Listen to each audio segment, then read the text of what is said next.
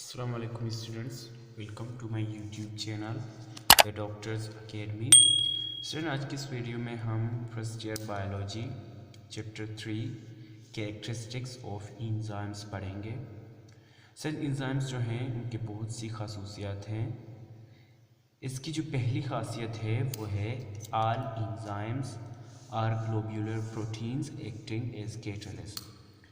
सारे इंजाइम्स जो हैं वो ग्लोब्यूलर प्रोटीन्स हैं, एक्टिंग एज कैटलिस्ट के तौर पर काम करते हैं। स्टूडेंट्स इंजाइम्स जो हैं ग्लोब्यूलर प्रोटीन्स हैं। इसका मतलब क्या हुआ? जैसे कि आपको पता है प्रोटीन्स की तीन अक़साम हैं, fibrous proteins, globular proteins and intermediate proteins. और इंजाइम्स जो हैं वो ग्लोब्यूलर प्रोटीन्स होते हैं, इसलिए हम कहते हैं all enzymes are globular proteins. Okay, secondly enzymes are required in very small quantity in a very short interval of time.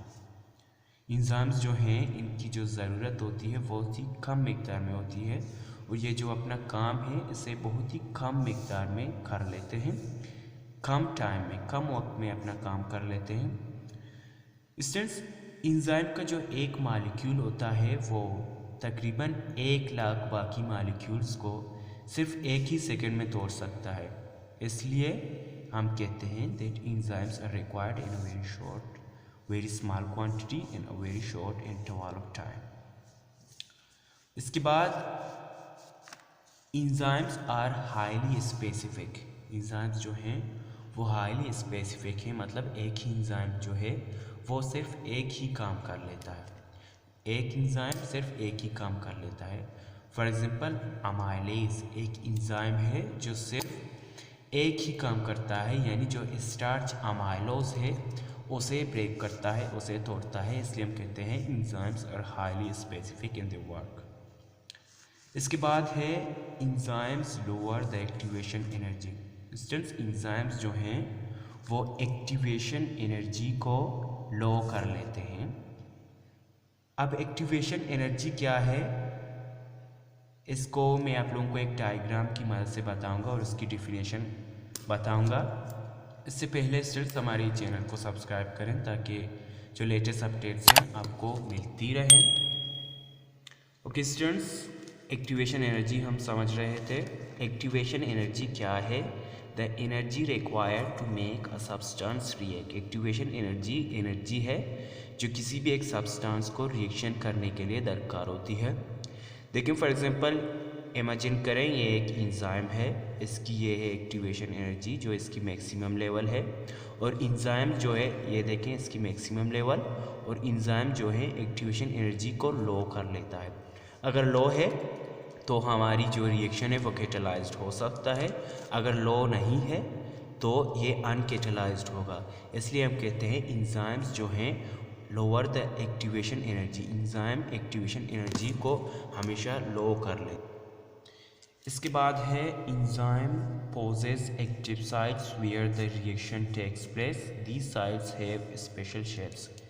Enzymes जो हैं वो एक्टिव साइट्स उनमें पाए जाते हैं जहाँ रिएक्शन जो है वहाँ होता है, एक्टिव साइट्स में होता है, और ये जो एक्टिव साइट्स हैं इनकी स्पेशल शेप्स होती है। फॉर एग्जांपल कोई इस तरह का होता है या कोई इस तरह का, तो जो एक्टिव साइट्स हैं उनकी डिफरेंट शेप होते हैं, स्पेशल शेप्स होते हैं, इसलिए हम कहते हैं enzymes possess active sites where the reaction take place.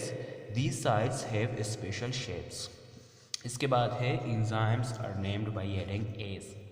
Since enzymes जो हैं इनको हम नाम दिया जाता है जो सफिक्स एज है, स्टूडेंट्स इसके लास्ट में हम एज लगाते हैं। इसकी मिसाल हम कुछ इस तरह देंगे, फॉर एग्जांपल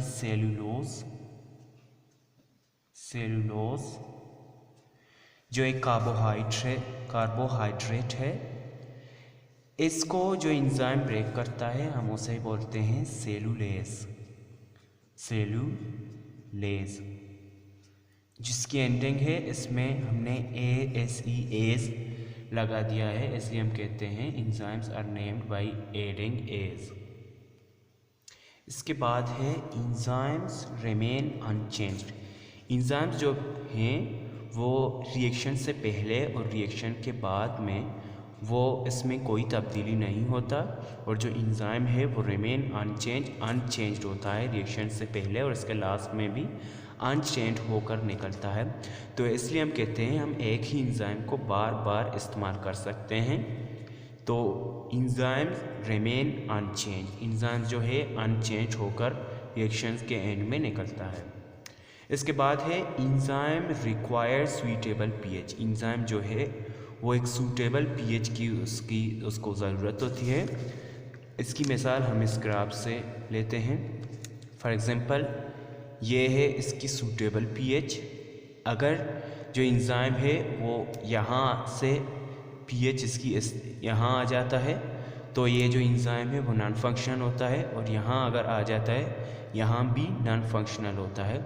अगर इंजाइम की पीएच इस सूटेबल पीएच में आ जाए तो हम कहते हैं जो इंजाइम है वो फंक्शनल होता है और अपनी कारकर्दगी अच्छी तरह से कर लेता है। इसके बाद है enzymes require aqueous medium for its activity.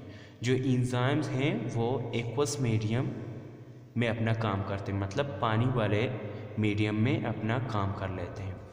Students ये रहा हमारा आज का वीडियो। अगर इंजाइम्स की मुताबिक आपको कोई भी सवाल है तो आप हमें कमेंट सेक्शन में पूछ सकते हैं। Thank you.